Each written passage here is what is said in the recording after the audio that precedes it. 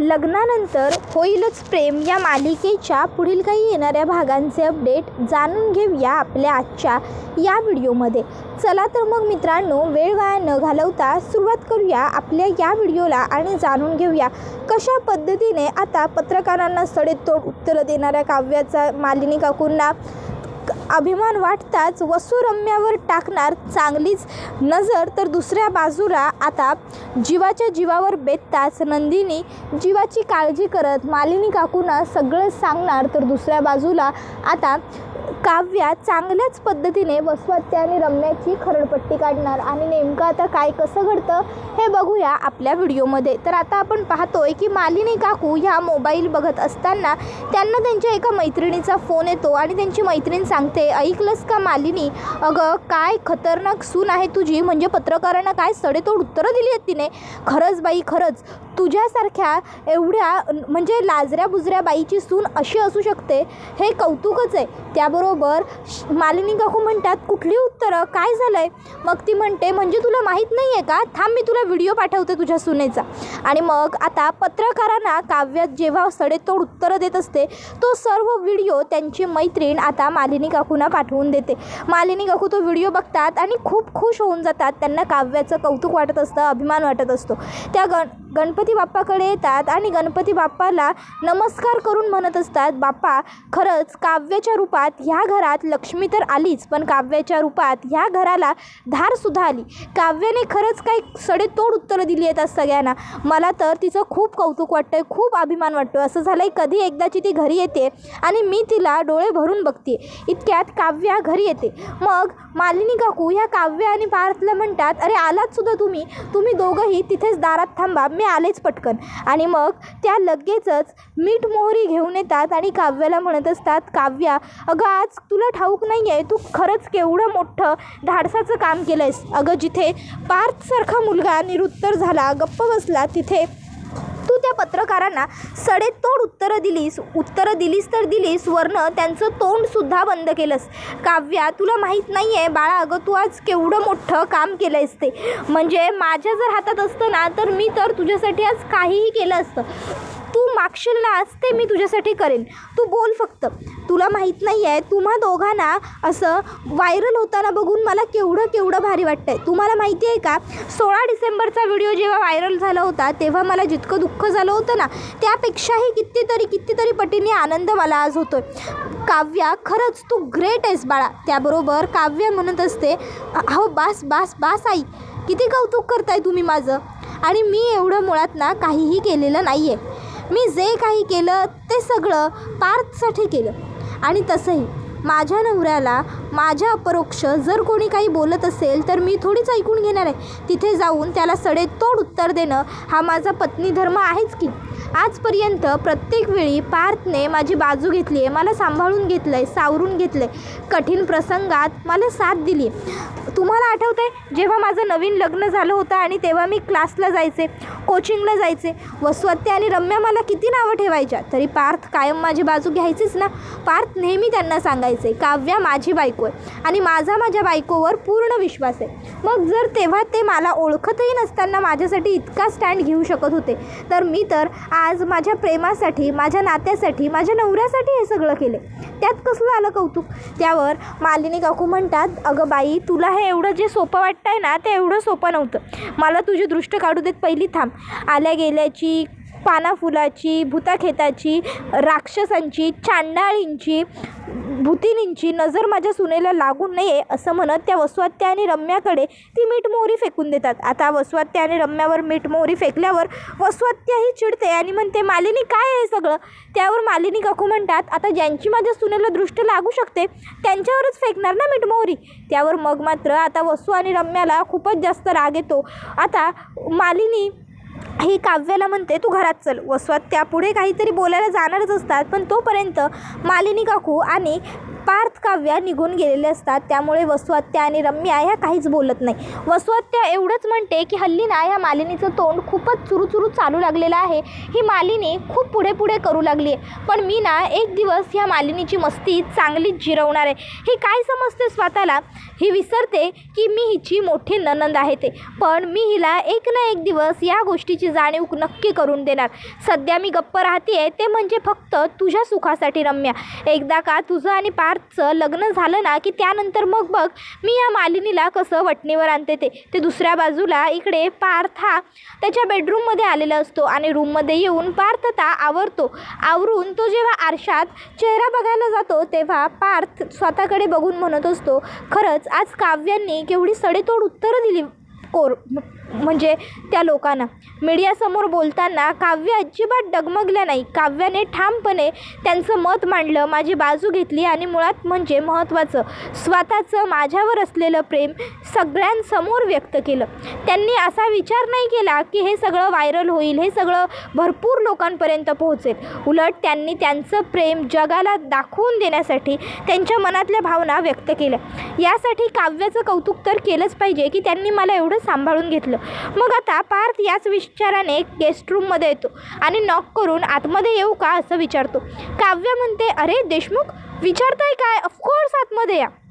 उलट तुम्ही इकडे आलेलं मला तुमच्या म्हणजे आपल्या खोलीत बोलवलेलं मला आवडेलच की.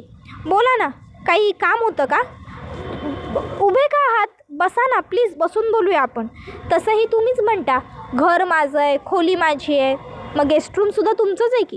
त्यावर पार्थ म्हणतो, तुम्ही जर असे टोमणे मारणार असाल ना तर मग मात्र मी इथे थांबत नाही, मी जातो. आणि मग पार्थ तिकडनं जात असतो. काव्य म्हणते, बरं सॉरी मी गंमत केली, प्लीज चिडू नका हो तुम्ही पार्थ. लगेच कुठे असे लहान मुलांसारखे रुसून बसता. मी गंमत केली. बोला ना, काय बोलत होतात तुम्ही? त्यावेळी मग पार्थ हा आता काव्याला म्हणत असतो, काव्या खरंच thank you so much, thanks lot. आता पार्थने इतके आभार मानल्यावर काव्य विचारते, पण कशासाठी इतके आभार मानताय? त्यावेळी पार्थ म्हणतो, तुम्हाला नाही माहीत, आज जेव्हा ते पत्रकार बोलायला लागले ना तेव्हा माझा स्वतःवरचा ताबा सुटत होता. मला असं वाटत होतं की मी काय करू आणि काय नको, पण वेळेवर तुम्ही तिथे आलात आणि सगळी सिच्युएशन स्वतःच्या हातात घेतलीत. जर तुम्ही तिथे वेळेवर आला नसतात आणि सगळी सिच्युएशन स्वतःच्या हातात घेतली नसतीत ना तर मला खरंच कळत नाही आहे म्हणजे काय घडलं असतं आणि काय नाही. माझ्या तोंडून नक्की काहीतरी चुकीचे शब्द गेले असते आणि त्या पत्रकारांनी त्याचा बाऊ केला असता. त्यावेळी मग काव्या ही पार्थला म्हणत असते, देशमुख अहो त्यासाठी तुम्ही माझे आभार मानण्याची काहीच गरज नाही आहे. आजपर्यंत प्रत्येक वेळी तुम्ही मला सावरून घेतलं आहे, आधार दिला आहे, समजून घेतलं आहे. मग आज तुम्हाला मी सावरून घेणं हे माझं कर्तव्य होतं. आणि नवरा बायको म्हणजे गाडीच्या संसाराच्या दोन बाजूची दोन चाकं असतात. मग एक जर कुठेतरी डगमगत असेल किंवा हलकं पडत असेल तर त्यावेळी दुसऱ्यानेच कणखर होऊन गाडी पुढे खेचली पाहिजे की नाही. मग त्याबरोबर हे ऐकून पार्थला बरं वाटतं. तर काव्या पुढे म्हणत असते, आणि सगळ्यात मोठी आणि महत्त्वाची गोष्ट, मी मीडियासमोर पत्रकारांसमोर किंवा त्या कॉन्फरन्समध्ये एकही शब्द चुकीचा किंवा खोटा बोललेच नव्हते. मी जे काही बोलले ते सगळं मनापासून आणि खरं बोलले होते पार्थ. मी जे बोलले ते बरोबरच होतं की. तिथे मी माझं तुमच्यावरचं प्रेम व्यक्त केलं. मग त्याबरोबर पार्थ काव्याला म्हणतो, नाही ते सगळं म्हणजे मी ते आता पार्थला काय बोलावं हे सुचत नसतं. पार्थ म्हणतो, मी येतो. आणि तो तिकडनं माझं बोलून झालं मी निघतो बोलून निघूनच जातो. त्याबरोबर इकडे काव्य म्हणत असते, देशमुख तुम्हाला जरी वाटतंय ना की हे सगळं मी चांगलं केलं आहे म्हणून, तरीही हे सगळं मी चांगलं केलेलं नाही आहे. हे सगळं असंच घडणार होतं. पण हे जे वाईट करण्याचा प्रयत्न केला होता ना तो सगळा वसुहत्या आणि रम्याने केला होता असा मला त्यांच्यावरती डाऊट आहे. नाही म्हणजे बरोबर पत्रकारांनी आजच्याच दिवशी 16 डिसेंबरबद्दलची आठवण का काढली, आजच प्रश्न का विचारले, आणि सगळ्यात महत्त्वाचं म्हणजे मी प्रेस कॉन्फरन्सला येऊन तुमच्यासोबत थांबणार हे रम्याला माहीत असूनही रम्या मला हकलवण्यासाठी पुढे नाही आली. नक्कीच या सगळ्या मागे ना काहीतरी गोंधळ आहे, काहीतरी गडबड आहे. वसुहत्या आणि रम्याचा जर या सगळ्याच्या मागे यावेळी हात असला तर मी त्या दोघींनाही सोडणार नाही. जर त्या दोघीनं जन्माची अद्दल घडवली तर माझं सुद्धा नाव मिसेस काव्या पार्थ देशमुख नाही. बघतेच त्यांच्याकडे आता. तर दुसऱ्या बाजूला आता जीवाला इतका त्रास होत असतो प्रॉन्स खाल्ल्यामुळे की बाप रे, म्हणजे काय करू आणि काय नको अगदी असं. आता रिक्षा वगैरे काही सापडतही नसते, त्यामुळे नंदिनी घाबरते. नंदिनी गुड्डूला सांगते, गुड्डू तू जीवाना घेऊन मागे बस, मी गाडी चालवते आणि मग नंदिनी ही स्वतःच आता रिक्षेत बसते आणि रिक्षा सुरू करते आणि मग आता ती जीवाला घेऊन हॉस्पिटलला पोहोचते. आता हॉस्पिटलला आल्यानंतर नंदिनी जीवाला हॉस्पिटलमध्ये दाखल वगैरे करते आणि आता दाखल करून झाल्यावर मग लगेचच ती मालिनीला कॉल करते आणि मालिनीला ती सांगत असते, आई अहो इथे खूप मोठी अडचण झाली. आता नंदिनी रडत असते.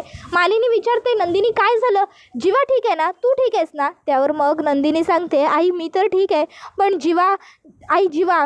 त्यावर ती विचारते, काय झालं आहे जीवाला? मग नंदिनी सांगते, आई जीवांनी प्रॉन्स खाल्लेत आणि त्यामुळे त्यांना खूपच जास्त त्रास झालेला आहे. त्यांच्या अंगावरती पूर्ण रॅशेस वगैरे आलेले आहेत. त्यांच्या अंगाला खूप खास सुटत होती. त्यांचं पोट दुखत होतं. त्यांना चक्कर येत होती. त्यांना खूप त्रास होत होता आई. आणि मी आता त्यांना हॉस्पिटलला घेऊन आली आहे, पण मला खरंच काहीच कळत नाही आहे. मी काय करू काय नको समजत नाही आहे, सुचत नाही आहे. आई प्लीज प्लीज तुम्ही लवकर हॉस्पिटलला या ना. मला आणि जीवांना तुमची खूप गरज आहे, प्लीज. त्याबरोबर आता लगेचच मालिनी विचारते, तू कुठल्या हॉस्पिटलमध्ये आहेस नंदिनी? त्याबरोबर मग नंदिनी ही लगेचच मालिनी काकूंना सांगते, आई मी जीवाना घेऊन सिटी हॉस्पिटलमध्ये आली आहे, तुम्ही या ना प्लीज, लवकर या. मला कळत नाही आहे मी काय करू आणि काय नको. मला असं वाटतं आहे की मी काय करू. मी आईला कॉल केला असता, पण आई आणि बाबा घरी नाही आहेत म्हणून मी तुम्हाला कॉल केला आहे. प्लीज लवकर या. त्यावर मालिनी, हो हो बाळा आम्ही लगेच निघतो आहे असं म्हणून फोन ठेवतात आणि पार्थकडे येऊन त्या ही सगळी कंडिशन पार्थला सांगतात. आता पार्थने हे सगळं ऐकल्याच्यानंतर पार्थ म्हणतो, काय जीवाने प्रॉन्स खाल्लेत? Oh my God. आई अगं आठवतं आहे ना, लहान असताना आपल्याला माहीत नव्हतं जीवाला प्रॉन्सची ॲलर्जी आहे आणि तेव्हा एकदा जीवाने प्रॉन्स खाल्ले होते तेव्हा जीवाला किती त्रास झाला होता, किती काय काय घडलं होतं. बापरे. आई आपण अजिबातच वेळ वाया घालवायला नको. चल चल चल आपल्याला लवकरात लवकर हॉस्पिटलला पोहोचलं पाहिजे.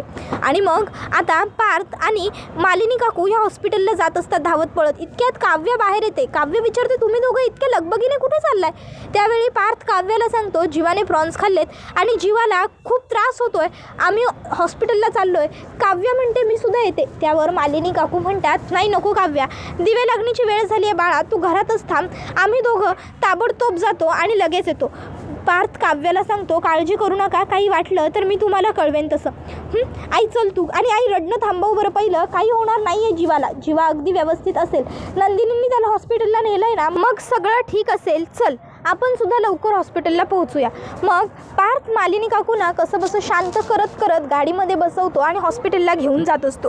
रस्त्यात तो मालिनी काकूंना समजावतच असतो की हे बघ आई, तू रडू नकोस, तू शांत राहा. आपल्याला काव्यांना, जीवाला आणि नंदिनीला सगळ्यांना सावरून घ्यायचं आहे, कळतं आहे का आई?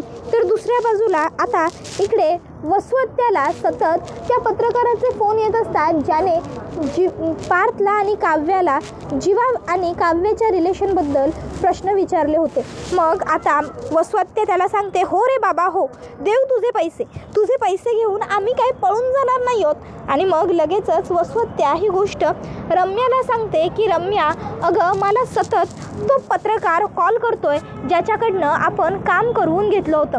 मला काय वाटतं माहिती आहे का, आपण एकदाचे जाऊया आणि त्याला त्याचे पैसे देऊन टाकूया, कारण जोपर्यंत आपण तिकडे जाणार नाही आणि त्याला त्याचे पैसे मिळणार नाही ना, तोपर्यंत तो असाच आपल्याला सतवत राहील. चल लवकर पैसे देऊन येऊ. आणि तसंही आता घरामध्ये ना पार्थ आहे ना मालिनी, आणि काव्य काय दिवे लागण्याच्या वेळी कुठे जाणार नाही आहे. त्यावर मग रम्यासुद्धा म्हणते, हो आई ही वेळ अगदी योग्य आहे, चल पटकन जाऊन येऊ, कोणाला कळणारसुद्धा नाही की आपण कुठे गेलो किंवा बाहेर गेलो होतो. मग वसवती आणि रम्यासुद्धा लगबगीने घराच्या बाहेर पडतात.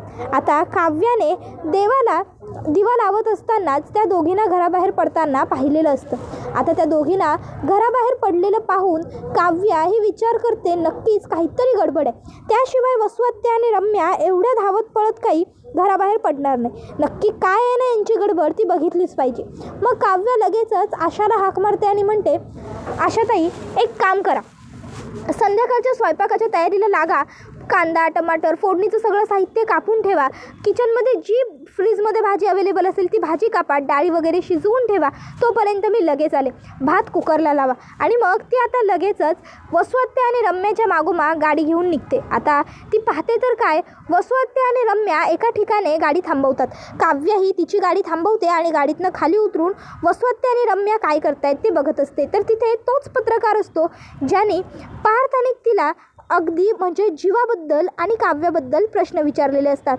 मग आता तो पत्रकार म्हणत असतो, काय मॅडम, काम करण्यासाठी तुम्ही मला 10 वेळा फोन केलेत आणि आता पैसे मागण्यासाठी मला तुम्हाला 100 वेळा फोन करावे लागत आहेत, याला काय अर्थ आहे? त्यावर लगेचच रम्या म्हणत असते, जास्त शहाणपणा करू नकोस आमच्यासमोर. आणि मुळात ना 100 वेळा फोन करताना तुला लाज वाटली पाहिजे होती. अरे आम्ही तुला एवढं क्षुल्लक काम सांगितलं होतं की काहीही झालं तरी पार्थला अश्लील प्रश्न विचार, काहीही करून त्याचं म्हणजे ब्रेन वॉश कर, त्याला 16 डिसेंबरची पुन्हा आठवण करून दे. आणि नंतर तुला आईने खुणावलंसुद्धा होतं की त्या काव्यालासुद्धा इतके म्हणजे प्रश्न विचार की त्या काव्याकडे त्या प्रश्नांची उत्तरच नसली पाहिजे आणि त्यामुळे ती काव्य तुझ्यावर चिडली पाहिजे. त्या काव्याचा राग, त्या काव्याचं खरं रूप बाहेर आलं पाहिजे. पण तसं काही घडलं नाहीच. त्याबरोबर मग लगेचच आता पत्रकार म्हणतो, ओ मॅडम, तुमच्या या थोड्याशा पैशांसाठी मी काय माझं पत्रकार म्हणून करिअर संपवून घेऊ? बघितलंत ना तुम्ही त्या काव्या मॅडम मघाशी काय म्हणाले ते, की लोक आमच्याकडे आदर्श म्हणून बघतात, माहिती मिळेल, काहीतरी नवीन शिकता येईल म्हणून बघतात. जर मी त्या काव्या मॅडम बद्दल आणि त्या पार्थ साहेबांबद्दल काहीतरी फालतू पसरवलं असतं, काहीतरी अश्लील मी बोललो असतो आणि खरोखर जर माझ्यावरती लोकांनी ॲक्शन घेतली असती आणि त्या म्हणाल्या त्याप्रमाणे पुल्ली मारली असती तर मी काय करणार होतो? त्याबरोबर आता काव्य हे सगळं बघते. मग वसुहत्या म्हणते, बरं पुरे झालं, हे घे तुझे पैसे आणि चालता हो. आता पैसे देत असतानाच काव्य तिकडे येते. आता काव्याला बघून पत्रकार घाबरतो. काव्य म्हणते, लाज नाही वाटत असं पैसे घेऊन काम करताना पत्रकार असून? त्याबरोबर तो पत्रकार काव्यापुढे हात जोडतो आणि मॅडम मला माफ करा, मी पुन्हा असं नाही करणार असं म्हणतो आणि काव्याच्या हातात ते पैसे देतो. काव्य म्हणते, पुन्हा जर असं काही करताना कुठे सापडलात ना तर सोडणार नाही तुम्हाला, IAS बनायचं आहे मला, भ्रष्टाचार खपवून घेतला जाणार नाही. त्याबरोबर तो नाही करणार मॅडम, पुन्हा माफ करा असं म्हणून तिकडनं चालतं होतो. त्याबरोबर लगेचच काव्या ही वसुहत्या आणि रम्याला म्हणत असते, वाटलंच होतं वाटलं नाही मला तर ना खात्रीच होती की मुळात या सगळ्याच्या मागे तुम्ही दोघीच असणार. कारण इतकं घाण, इतकं फालतू, इतकं विचित्र, इतकं वाईट फक्त तुम्हा दोघींच्याच डोक्यातून बाहेर पडू शकतं. आज पार्थना एवढा मोठा, एवढा चांगला अवॉर्ड मिळाला. टॉप 20मधून ते टॉप 5 पेक्षाही वर म्हणजे टॉप 1ला आलेत आज. संपूर्ण एशिया खंडात त्यांचं कौतुक आहे आणि तुम्ही काय करताय? तर तुम्ही त्यांचं एवढं छान कौतुक होत असताना तुम्ही फालतूपेक्षा एक फालतू कामं करताय का? तुम्हाला काहीच वाटत नाही का हो हे सगळं इतकं विचित्र आणि वाईट वागताना? आज पार्थने अवॉर्ड मिळालं त्यावेळी रम्या, तू किती नाटकं केलीस, तू किती खुश आहेस, तुला किती आनंद झाला आहे वगैरे वगैरे सो अँड सो. आणि आता जेव्हा पार्थना पत्रकार प्रश्न विचारायला येत होते तेव्हा तू त्यांच्या आनंदावर विरजण पडेल असं काम त्या पत्रकारांना पैसे देऊन करायला लावलंस. रम्या, तू ना खरंच डिग्री घेतली आहेस, एवढी चांगली हुशार आहेस, पण तुझी हुशारी ना जर तू चांगल्या कामात वापरलीस ना तर पार्थ सारखीच पुढच्या वर्षी तू सुद्धा तुझ्या फील्डमध्ये टॉपला येशील. पण नाही, आपण थोडी असं करू शकतो. आपण तर दुसऱ्याचं आयुष्य खराब कसं करता येईल, दुसऱ्यांना त्रास कसा देता येईल, दुसऱ्यांच्या आयुष्याची उद्ध्वस्ती कशी करता येईल, यामध्ये आपलं एज्युकेशन, आपली बुद्धी, आपलं डोकं सगळं वाया घालवतोय ना. आणि वसुहत्या, तुम्ही आई आहात ना तिची, मग तिला समजून सांगायचं सोडून तिच्या ह्या फालतू गोष्टींना खतपाणी कसलं घालताय? त्यावर रम्या म्हणते, काव्य तू. त्यावर काव्य तिचं बोट पिरगळते खाली आणि तिला म्हणते, माझ्याकडे बोट करून बोलायचं नाही आणि आज जीवाची तब्येत बरी नाही आहे ना म्हणून तुम्ही दोघीजणी वाचलाय, पण तुम्ही माझ्या माइंडमध्ये चांगल्या बसलाय दोघीजणी. तुम्हाला अद्दल घडवल्याशिवाय मी गप्प बसणार नाही आहे. फक्त जीवाला बरं वाटू द्या, मालिनी काकू आणि पार्थ रिकामे होऊ द्या, मग त्यानंतर बघा मी तुम्हा दोघींचं पण काय करते ते. तुमची गाठ आता माझ्या हातात आहे, बघाल तुम्ही. याद राखा, काव्य तुमची कशी बँड वाजवते ते. एवढं बोलून काव्य तिकडनं निघून जाते. आता इकडे वसुहत्या आणि रम्या मात्र चांगल्याच घाबरलेल्या असतात. वसुहत्या रम्याला म्हणत असते, रम्या काय गं, ही काव्य आता आणखीन काय नवीन करामत करणार? तुला माहिती आहे ना ही काव्य किती विचित्र आहे. ही जर एखादी गोष्ट बोलली तर केल्याशिवाय काही गप्प बसत नाही आणि आता तर हिने आपली बँड वाजवायचं मनावर घेतलं आहे म्हणजे नक्कीच ही काहीतरी विचित्रच करणार. मला तर बाबा खूपच जास्त काळजी वाटते की ही काव्या आता काय करेल आणि काय नाही. त्याबरोबर मग मात्र आता रम्यासुद्धा घाबरते आणि हा व्हिडिओ इथेच संपतो. व्हिडिओ आवडला असेल तर व्हिडिओला लाईक करा, चॅनलवर नवीन असाल तर चॅनलला सबस्क्राईब करा आणि बेल आयकॉन आठवणीने प्रेस करा.